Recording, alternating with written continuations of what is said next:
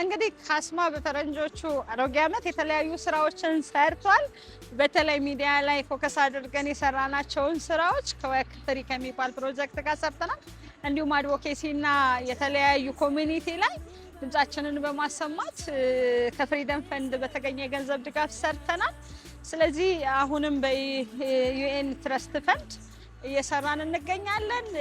ስለዚህ ከኛ ጋር መስራት እኛን ማገዝ ከኛ ጋር አብራችሁ የተለያዩ ስራዎችን መስራት ትችላላችሁ። በተለይ ወደ ሚድል ኢስት ወይም ወደ ተለያዩ አገራት የሚሄዱ ሰዎች መረጃ ላይ የተደገፈ ፍልሰትን እንዲያደርጉ ከዛ ደግሞ በተለያዩ ጉዳት ውስጥ ሆነው የሚመለሱ ሰዎችን ደግሞ እንዴት ማገዝና እንዴት ማበረታታት እንዳለብን አብረን እንሰራለን።